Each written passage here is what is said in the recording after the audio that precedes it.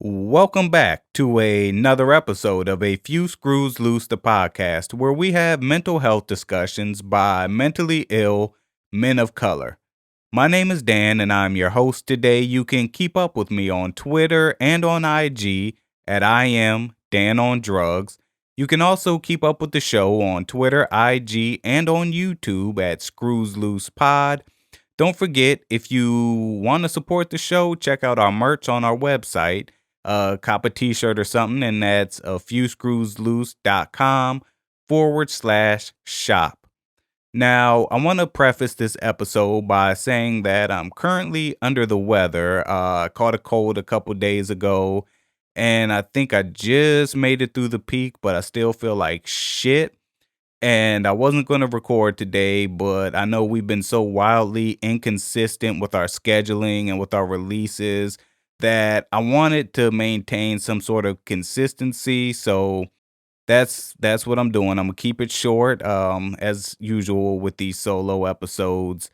Do not expect, if you listen to Black Law and Legal Lies, do not expect an episode this week on Black Law and Legal Lies. I don't have the energy to do both. So let's see where we're gonna start. I hope everybody had a great Thanksgiving doing whatever it is you did. As for myself, like I said last episode, I was staying home alone while Becky went out of town to visit some relatives. I did some work around the house. I finally got around to replacing a section of my fence that collapsed during a tropical storm. And let me tell you, that was some back breaking fucking work. We got quotes from multiple fencing companies, and they wanted between, let's say, $7,500 to $8,500 to replace our fence all the way around. So I started pricing materials at Home Depot. I'm like, shit, I could do the whole yard for $1,200. So that's what I'm gonna do. That was, I guess, the male ego right there, because I have never in my life built a fucking fence. So I go on YouTube, I see some videos, and I read some blog posts and tutorials and shit. I'm like, fuck it, I could do it. So Wednesday, I took off work Wednesday, Thursday, and Friday. And then, of course, I had Saturday and Sunday off. So 5 days. I'm like, I can do this shit in 5 days. Man, that was some rough work. So it took 2.5 days to complete. And that's working like probably 4 hours a day of those 2.5 days. So I think I kind of wore myself out and compromised my immune system by doing so. And then Becky comes home and she got off fresh off of Airlines. So come on, we all know that Spirit Airlines has fucking hepatitis all over that bitch. They probably got HIV on the armrest. They got like herpes in the bathroom. Shit's just nasty. So I'm guessing that she bought some kind of germs home, and I ended up with my compromised immune system catching them, because I hadn't gone anywhere since Wednesday or been around anyone, and I got sick the day she came home. So we're blaming this one on her. But anyway, to keep it moving, um, today what I want to talk about is something that happened to me growing up, and I'm sure that there's a lot of people who can relate, and that's being made fun of or being shamed for liking what you like. Now, as an example, I like rock and roll music. I've always liked rock and roll music. I like bands like Led Zeppelin, Pink Floyd, even Leonard Skinner, and they might even be a little racist. But I like classic rock and roll. And I like shit like chess. I like there's all kinds of stuff that I like, that growing up in my neighborhood in a all black community where it wasn't really popular. So when my peers would find out about me liking these things or listening to these things, they'd be like, "Man, you listening to that rock and roll shit, man? That's white people music you listening to, man. That's white people music." Well, let me stop you right there. No, rock and roll is black people's music. It just might not be popular amongst black people at the time, but who do you think they stole it from? But that's here nor there. Yes, I like rock and roll music. So I used to get clowned a lot for the shit that I liked. chess. Man, that's a white man's game. That's a white. So anything that you liked that's outside of what's deemed acceptable in the black community, you get made fun of. I don't know if that still happens much today, but I know growing up it happened to me. And yo, if it does still happen, that shit needs to stop because that's abusive behavior. And you're also discouraging people who like whatever the fuck they like. For instance, I don't know shit about anime. I couldn't tell you the first thing, Dragon Ball Z. I think that's all I know about anime. And I'm not gonna make fun of somebody who's black, who's any ethnicity that likes anime. That's just what you like. Like, why would I make fun of that? It doesn't affect me. If anything, I might be curious. I might ask some questions. What do you like about this? Maybe there's something that I should try liking. But nah, growing up, in the toxic environments that I grew up in at least, nah, you got made fun of for listening to white people music, for wearing like white people's clothes, for even speaking I don't think I speak proper, but everyone in my neighborhood thinks I speak proper. So, talking like a white person. So it's just like you just keep getting clown and clown and clown for that. And like it's you can kind of look at the whole like Game of Thrones thing, for instance. Like Game of Thrones fans, I did not catch on to Game of Thrones until late. Every time someone will mention it to me, I'm just like, I don't want to see a whole bunch of titties and dragons and shit flying around, man. I don't watch that shit. So basically, I would be shamed for not liking what you like. Look, not everyone is going to like what you like. It's inevitable.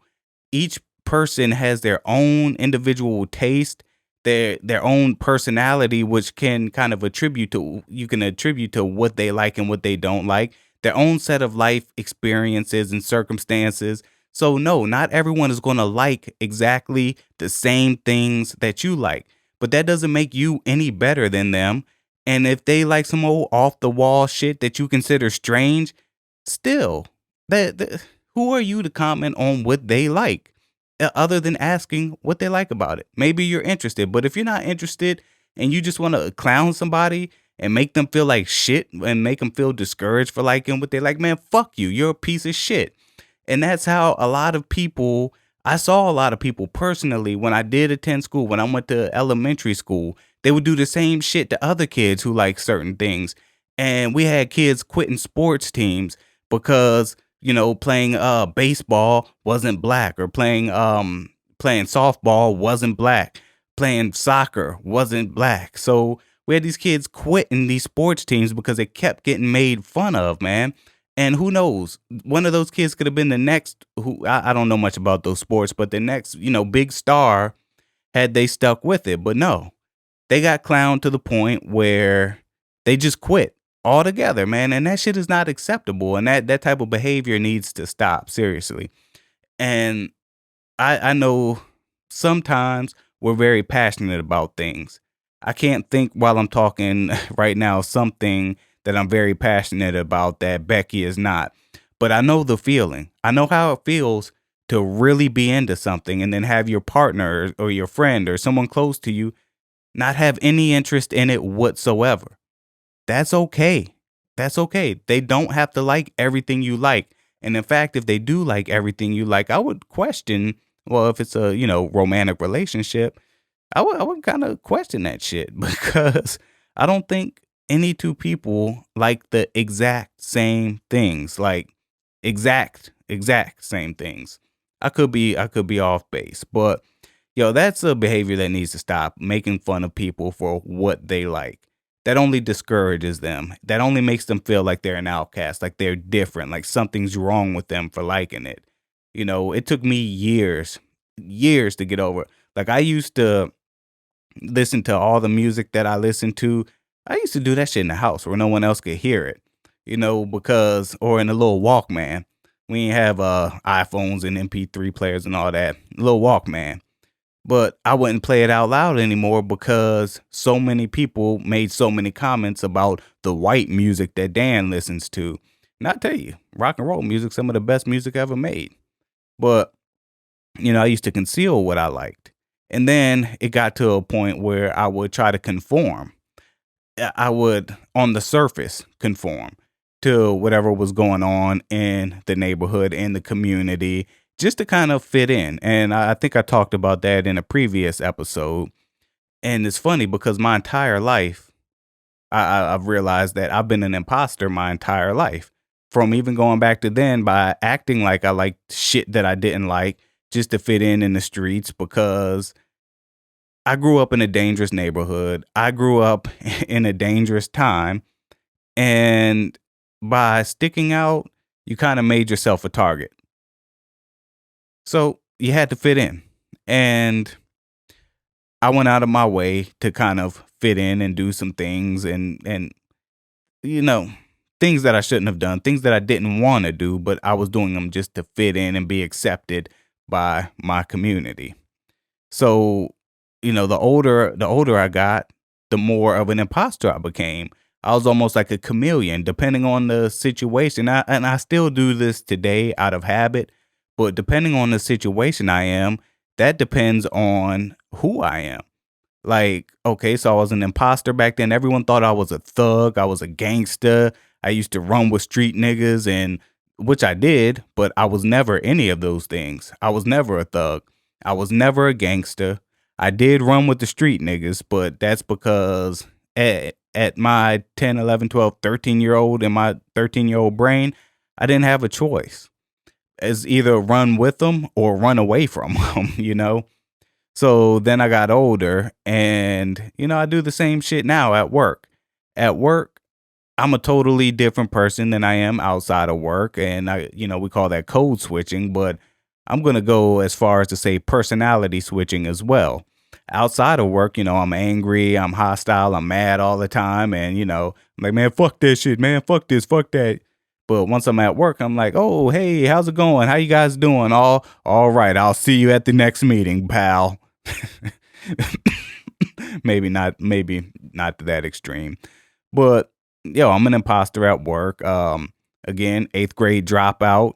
Somehow ended up as an IT professional that was pure luck and coincidence. But even in that field, I'm an imposter. I didn't train for this shit. I didn't go to school for this shit. I just got lucky. So my entire life, I've been acting like either what I wanted people to perceive me as or to fit in to in a certain group or a certain situation. That mostly when I was younger with that. So what I will say is over the years in learning myself and in learning my behaviors, I know I can identify those times now when I'm switching it up, when I'm becoming that chameleon, when I'm changing my normal patterns of behavior to either make somebody else comfortable or to I don't do the whole fit in thing that much now as an adult because I really don't care. Fuck you niggas. I don't want to fit in with anybody. But I still do other things. Again, like I changed the way I talk, the code switching, and things like that, man. So again, I guess this whole episode is just going back to if somebody likes something, that's what the fuck they like. Leave them the fuck alone. And we know kids. Kids are some mean motherfuckers, man. They are really mean. So if you don't have thick skin, which again, at a certain point in my life, I did not have thick skin. I've developed thick skin over the years, but early on, I didn't have thick skin. And, I felt bad for liking what I liked. And then I would conceal it. And I can almost equate this, might be a false equivalency, but to being gay. You know, again, coming up, when I came up, being gay was very unpopular, and I'm sure today it's more accepted, but it's still. I'm not one to speak on homosexual gay issues, but I think it's more accepted today. But they still have their challenges and their hurdles to face. But yo, in 1995, 96, 97, yeah, that shit was if you were a guy who liked guys, we had a lot of people in our neighborhood who would hide that shit. They they were I don't know if they were ashamed more so than afraid, but you know, you would get clowned either way for what you like, or in this case, who you like, the gender of person that you like. So, kids are fucked up, man. And I wish I could say parents need to do better, but I really don't think it's parents. I just think it's the nature of kids being fucked up, man. So anyway, this has been another episode of A Few Screws Loose. Remember, not everyone's gonna like what you like. Don't try to shame them for not liking what you like. Don't try to shame them for liking what they like, because it's pointless, especially if it's someone that's close to you and a friend or whatever. All you're going to do is put a wedge in between you two. So, my name is Dan. You can keep up with me on Twitter and IG at I am Dan on drugs. Again, keep up with the show on Twitter, IG, and on YouTube at Screws Loose Pod. Check out our merch on our website, a few screwsloose.com/shop. And also, give my co-host and homie P a follow at P from Charlotte on Twitter and on IG.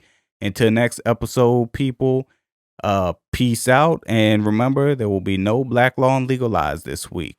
Peace.